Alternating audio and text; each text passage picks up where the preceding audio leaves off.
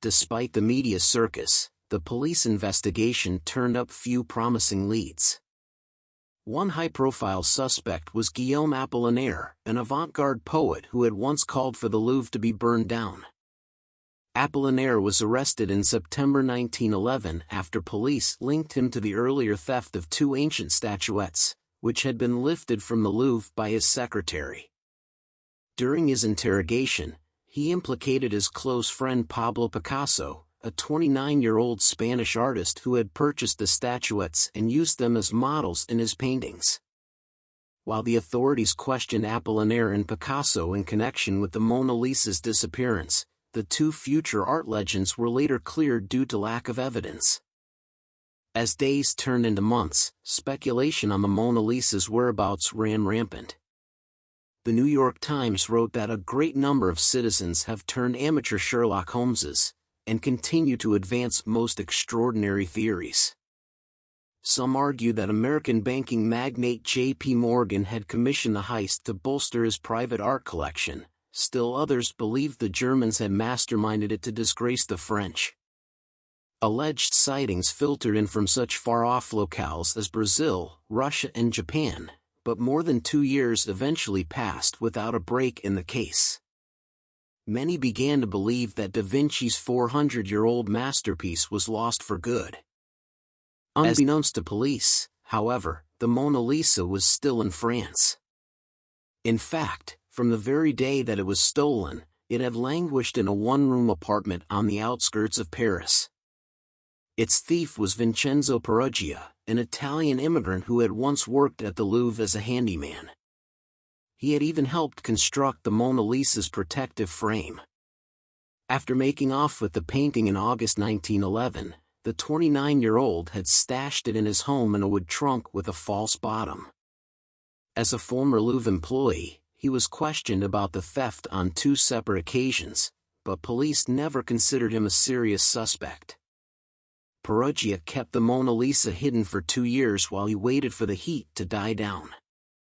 "I fell a victim to her smile and feasted my eyes on my treasure every evening," he later said. "I fell in love with her." Peruggia finally made an attempt to sell his treasure in December 1913. Using the alias Leonard, he sent a letter to a Florentine art dealer named Alfredo Geri and informed him that he had stolen the Mona Lisa and wanted to repatriate it to Italy. After conferring with Giovanni Paggi, director of Uffizi Gallery, Geri invited Peruggia to Florence and agreed to take a look at the painting. A few days later, the 3 men gathered in Peruggia's hotel room, where he produced a mysterious object wrapped in red silk. "We placed it on the bed," Geri later wrote, and to our astonished eyes the divine Mona Lisa appeared, intact and marvelously preserved. The Florentines immediately arranged for the painting to be taken to the Uffizi. They also agreed to Peruggia's 500,000 lire sales price, but they had no intention of actually buying the Mona Lisa. Instead, after having the portrait authenticated, they reported the thief to the authorities. On the afternoon of December 11, 1913, police arrested Peruggia at his hotel. After a brief tour through Da Vinci's homeland, the Mona Lisa was finally returned to the Louvre in January 1914. Peruggia, meanwhile, was charged with theft and put on trial in Italy. During his testimony, he claimed that national pride had inspired him to steal the painting, which he believed had been looted from his native Italy during the Napoleonic era. Peruggia was mistaken. Da Vinci had brought the Mona Lisa to France in 1516, and King François I had later purchased it legally, but the patriotic defense won him legions of admirers. Even after the prosecution presented evidence that he planned to shop the painting around to art dealers and sell it for profit, many Italians still considered him a national hero. In the end, he was sentenced to 1 year and 15 days in prison but served just 7 months before winning his release on appeal. He later fought in the Italian army during World War I before returning to France, where he died in 1925. While Peruggia was eventually forgotten, his daring heist only made the Mona Lisa more famous.